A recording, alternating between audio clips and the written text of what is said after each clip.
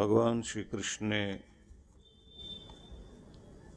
जीवन को मुक्त करने के लिए, परब्रह्म को प्राप्त करने के लिए और हम निर्वाण को प्राप्त कर सकें, मुक्ति को प्राप्त कर सकें, सद्गति हो जाए, तो उसके लिए कहा कि सबको अपनी साधना के द्वारा प्राण को वश में करना आना चाहिए। मतलब प्राणायाम की साधना जरूर करें और समस्त इंद्रियों का संयम मतलब प्रत्याहार, पतंजलि जिसको प्रत्याहार कहते हैं, कि आपके इंद्रियां आपको जब अपनी ओर खींचती हैं तो क्या देखना और क्या नहीं देखना ये आप निश्चय करें, आपकी इंद्रियां निश्चय नहीं करें। मतलब मन भटकेगा, इंद्रियां भटकाएंगी, तो आपको तो अपना लक्ष्य याद रखना है ना। दिखाई तो दुनिया देती है, बहुत कुछ दिखाई देता है, लेकिन लक्ष्य दिखाई देना चाहिए, जहां पहुंचना हो वो दिखाई दे।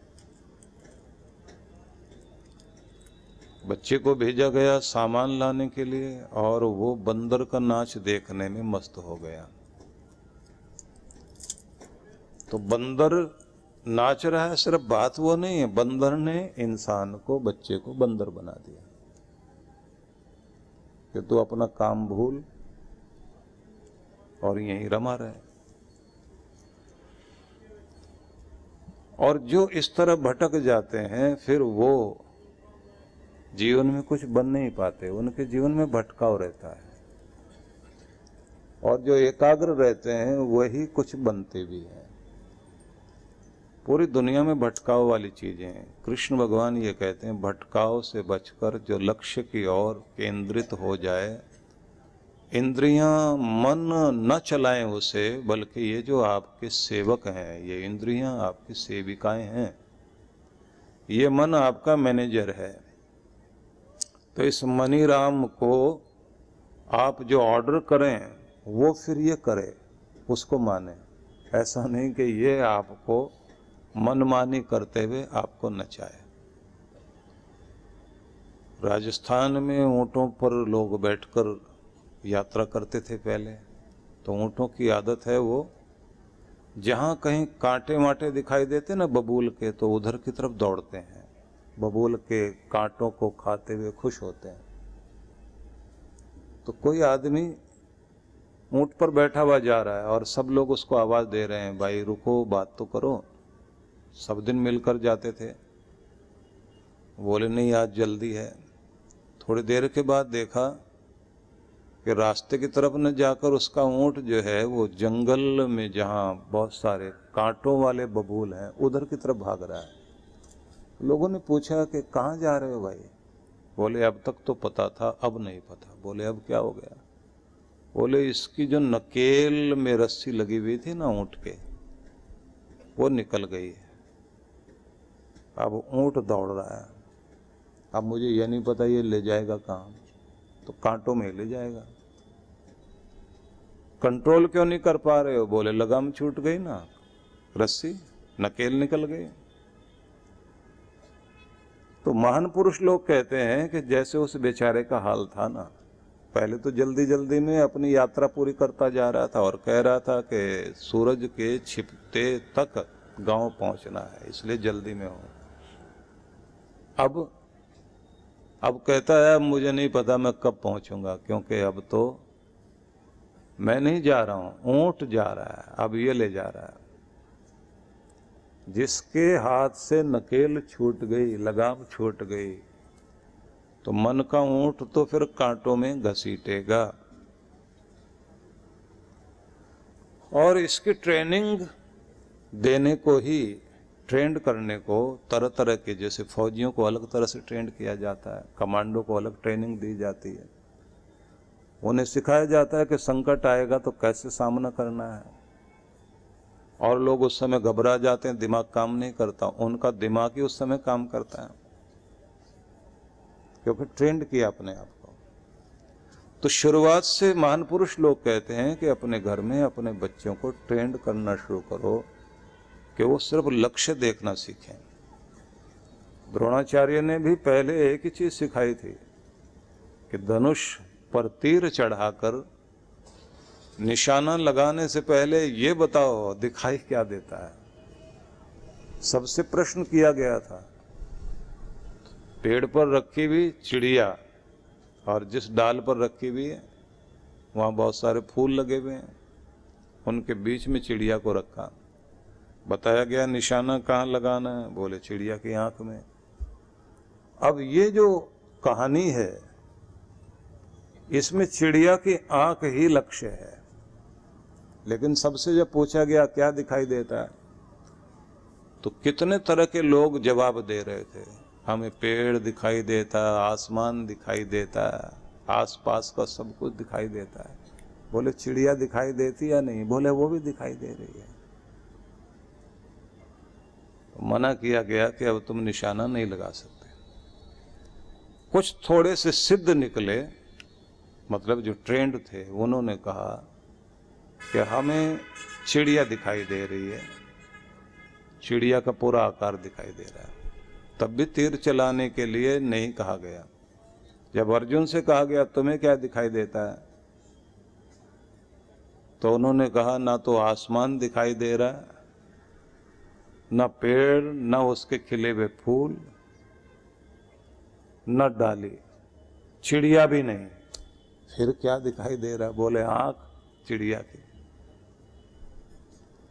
द्रोणाचार्य ने कहा अब निशाना लगाने की जरूरत नहीं, तुम्हारा तो लग गया, क्योंकि तुमने केवल लक्ष्य देखना सीख लिया।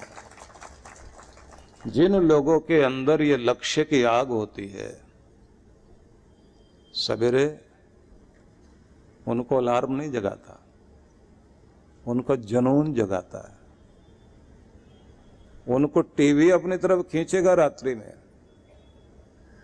रिमोट कंट्रोल लेकर तुरंत बंद करके और कहेंगे अब सोने का समय हो गया, क्योंकि घड़ी किसी की इंतजार नहीं करती। अब वक्त को मेरा इंतजार करना चाहिए, क्योंकि मैं वक्त के साथ नहीं, वक्त मेरे साथ चल रहा है, क्योंकि मेरे नियम बन चुके हैं। तो ऐसा व्यक्ति टाइम पर सोएगा, टाइम पर उठेगा और मजबूरी में नहीं, आनंद लेते हुए करेगा। और ऐसे लोग भीड़ के साथ मिलकर खुश होते हैं, लेकिन भीड़ का हिस्सा नहीं बनते, भीड़ में खो नहीं जाते। भीड़ का हिस्सा वो बन जाते हैं जो आम लोगों की तरह जीवन जीते हैं, जो सब जगह होकर आए, फ्लाइंग विजिट करे, पार्टियों में भी जाए लेकिन फ्लाइंग विजिट, सबसे ऐसे मिले जैसे न जाने 7 जन्म के बिछड़े मिले हों। सबसे मिले, हेलो आए सबसे किया और फटाफट निकल गए। खाना भी वहाँ नहीं है, क्योंकि वहाँ का खाना उस मतलब का नहीं है। सब लोग यही ढूंढते रह गए, गया कहाँ, आया तो था, मिला भी, व्यवहार भी निभा दिया, लेकिन उसके बाद निकल गए। इसीलिए तो कहा गया है ना कि गोरखनाथ ने जो हंसीबा खेलीबा धरीबा ध्यानम, हंसते खेलते हुए इस दुनिया में अपना ध्यान करते हुए चलें, अपने भगवान से जुड़ते हुए चलें। इसलिए आपको इस दुनिया में तो रहना है, दुनिया में बसना भी है, बस फंसना नहीं है। जहां आप ज्यादा फंस गए, अटैचमेंट जो हो जाती है ना, वो आपको बांध लेती है और हर चीज चिपकती है इस दुनिया की। तो किनारे बैठकर आनंद लोगे तो ठीक, थोड़े से आगे बढ़ते शहद की मक्खी जैसे स्वाद लेते हुए चाशनी का आनंद ले रही है, लेकिन अगर लालच में ज्यादा आ गई तो और आगे बढ़ेगी, और लालच मिला तो मन करता सारा मैं ही खा जाऊं। फिर पंख चिपकते हैं, पंख चिपके तो उड़ान भूल गए। अब जो पंख नहीं रहे वही वहां चिपक कर मौत का कारण बन गए। जो चीज मजा दे रही थी वही सजा दे रही है। दुनिया की हर चीज मजा भी है और सजा भी है। किनारे पर बैठे हो तो मजा है, और किनारा तोड़कर आगे चले गए तो सजा है। बस इसी का नाम नियंत्रण है, यही सीखना है। थोड़ा और तो थोड़ा और में फिर कुछ भी और नहीं।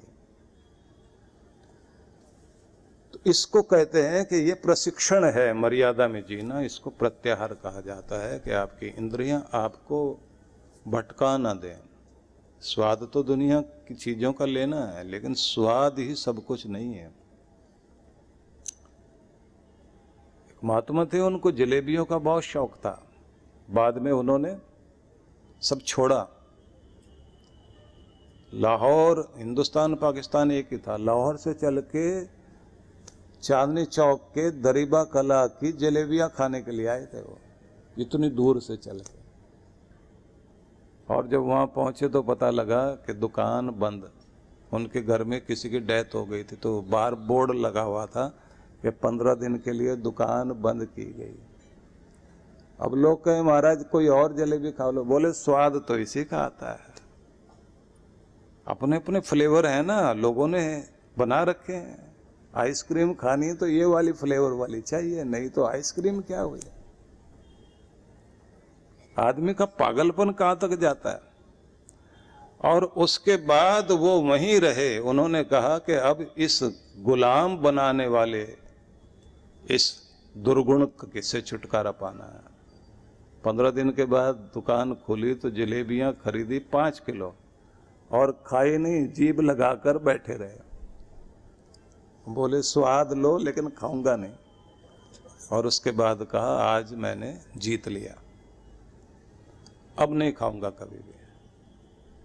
तो उसके बाद में फिर जीवन में ऐसा हुआ कि जब भी जलेबी आए तो उसका एक टुकड़ा तोड़े वो, और थोड़ा जीभ पर लगा के कहे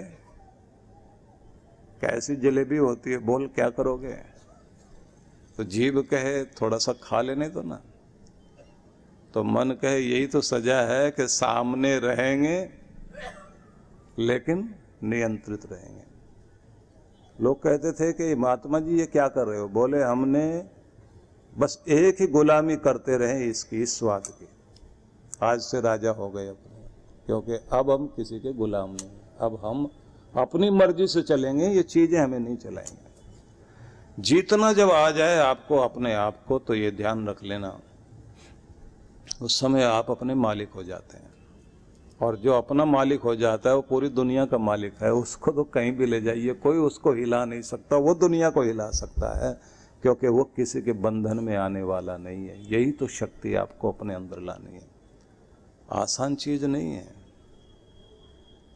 जिस दिन आप खुद को नियंत्रित करना सीख जाते हैं तो उस समय आप सारी दुनिया को कंट्रोल कर सकते हैं। कृष्ण भगवान ने यह कहा कि पहले आप खुद का संयम सीखें, फिर मन के विचारों को शांत करना सीखें। इसलिए मौन करने की परंपरा मानी गई। सर्वद्वाराणि संयम्य मनोहृदय निरुध्य च। मन का निरोध करें, कंट्रोल करें, फिर मन को हृदय में जोड़ दें, प्रेम से भर लें। मूर्धनि आधाय आत्मना, और अपना ध्यान अपनी मूर्धा में ले जाए, सहस्रार चक्र में।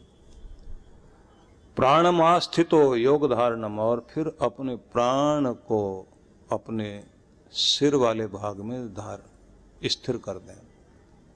उस स्थिति में अगली क्रिया भगवान ने कही, ओम इत्येकाक्षरम ब्रह्म व्याहरण माम अनुस्मरन यह प्रयाति त्यजन देहम स याति परमाम गतिम।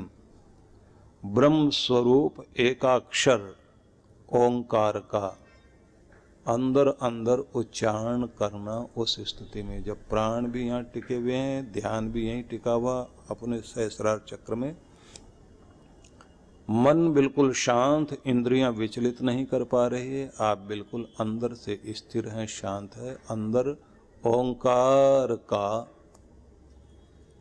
ध्यान है, या आपके रोम रोम से जैसे गुंजार प्रकट हो रहा है, ओंकार का नाद प्रकट हो रहा है, ऐसा अनुभव करते हुए भगवान आगे कहते हैं माम अनुस्मरण, इष्ट देव का ध्यान।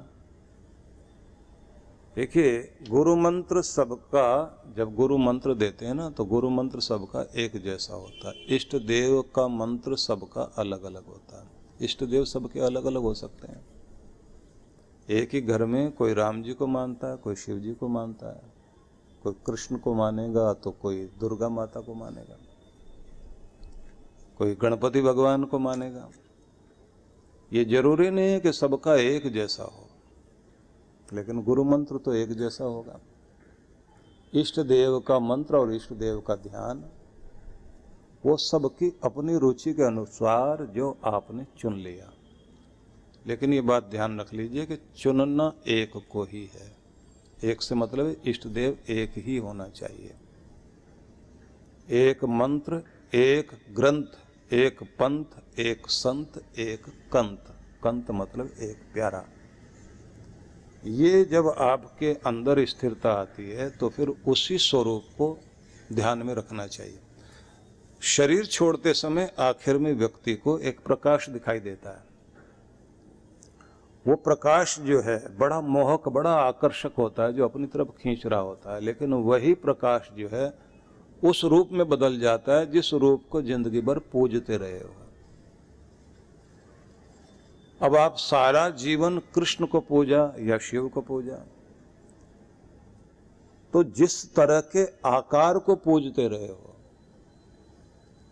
शिव को भी जो है उनके भी चित्रों को लोगों ने अलग अलग बना रखा ना। बंगालियों ने बंगाली रूप दे रखा। अगर कृष्ण भगवान का रूप देखें तो बंगाली जो है ना, बंगाली कृष्ण अलग लगते हैं, नेपालियों के अलग लगते हैं, और सिंधियों के मुझे लगता है और अलग स्टाइल में होंगे। क्योंकि अपना भेष तो पहनाएंगे ना, तो फिर कृष्ण कैसे? जिस रूप में मान रहे हो ये ध्यान रख लेना, वो प्रकाश उस रूप में बदलकर सामने आ जाएगा और लगेगा कि मेरे कृष्ण गोविंद मुझे लेने के लिए आ गए हैं। वैसे रूप में दर्शन देते हैं। जो शिव के उपासक है उनको वो प्रकाश उस रूप में बदल जाएगा। जो कुछ भी नहीं मानते, निराकार रूप को मानते हैं, तो वहां वो एक मोहक रोशनी अपनी तरफ खींचती हुई अनुभव होगी। अब ध्यान में बैठे बैठे भी ये होता है, नाद सुनाई देने लगते हैं। अभी थोड़ी देर पहले एक सज्जन आए, उन्होंने कहा कि मुझे साधना करता हूं लेकिन सुगंध आती रहती है सारा दिन। उन्होंने सोचा कि मैं बहुत लंबे समय तक समझाऊंगा। मैंने कहा हाँ बिल्कुल आती है भाई, जाओ, ठीक है, सच में आती है। किसी को सुगंध आएगी, किसी को घंटा नाद सुनाई देता है, किसी को अलग तरह की ध्वनि सुनाई देती है, कोई स्तब्ध होकर बैठा होता है, कोई गुदगुदी जैसे हो रही होती है, ऐसे ध्यान में हो रही होती है, कोई बिल्कुल इतना शांत हो जाएगा उसे पता ही नहीं वो कहाँ है। किसी को तो रोना ही रोना छूटेगा और फिर वो स्थिर हो जाएगा। किसी को तरह तरह के संगीत सुनाई देते हैं, अलग अलग रूप है ये। अब क्या रूप होगा आपका ये कहा नहीं जा सकता, लेकिन स्थिरता बनानी चाहिए अपने। तो अपना इष्ट देव एक जरूर रखिए और उसको चेंज मत करिए, क्योंकि बहुत लोग आपको जो है अलग अलग महिमा कहेंगे। किसी को लगेगा कि कृष्ण भगवान 16 कला पूर्ण है तो फिर उन्हीं को मान लेते हैं। दूसरे को लगेगा कि शिव जी ही आदि रूप है, उन्हीं की सारी पूजा करते थे। किसी को लगता है राम जी ठीक है। जो आपको जिनमें भी श्रद्धा हो जाए उसमें पूर्ण रूप से रहिए। तो भगवान श्री कृष्ण ने ये कहा, ओम इस अक्षर को अंदर में ध्वनि का नाद करते हुए, माम अनुस्मरण, मेरा स्मरण करते हुए, मतलब अपने इष्ट देव का स्मरण करते हुए, यह प्रयाति त्यजन देहम, जो अपनी देह को छोड़ता है, स याति परमाम गतिम, बस उसकी गति होती है। तो सद्गति प्राप्त करने के लिए आपको एकाग्रता जरूर बनानी है, लेकिन इष्ट देव के प्रति भी अपनी श्रद्धा रखिए, और श्रद्धा भी आपकी गहरी होनी चाहिए। वसंत पंचमी का एक सुंदर अवसर है हम सभी के लिए, जिसमें हम सरस्वती आराधना के लिए अपना प्रयोग कर सकते हैं। मेधा, प्रज्ञा, बुद्धिमत्ता, विद्या, ज्ञान, सफलता प्राप्ति के लिए आशीष लेने का अवसर है। हर व्यक्ति सफलता चाहता है, लेकिन हर कोई सफल हो नहीं पाता। सपने देखना एक बात है और सपनों को हकीकत में बदलना एक बात है। बहुत सारे बच्चे बहुत अच्छे से याद करते हैं अपने लेसन को, अपने पाठ को, और उनको लगता है कि उनको सब याद हो गया, और थोड़े समय के बाद में जब वो देखते हैं तो वो सब कुछ उनको भूल जाता है। पढ़ते समय तो सब याद था और एग्जाम्स के समय में आप सब भूल गए। तो इसका मतलब है कि आपने ठीक ढंग से अपनी तैयारी नहीं की। वो तैयारी कैसे होनी चाहिए, इस चीज को भी आपको सिखाया जाएगा। तो सबके लिए एक अवसर है। 16 फरवरी को वसंत पंचमी का ये अवसर है। आप लोगों ने केवल अपना जो एक फॉर्म है उसको भर करके आपने देना है, और साथ साथ जो है आप अपनी तैयारी कर लीजिए और इसकी शर्तों को पूरा कीजिए। अपने घर बैठे बैठे आप इसको सीखिए और आप देखेंगे आप अवश्य सफल होंगे। मेधावी ध्यान आप सबके लिए एक बहुत ही उपयोगी है और आपकी बहुत अच्छी सहायता करेगा। मेरी बहुत सारी शुभकामनाएं आप सभी के लिए।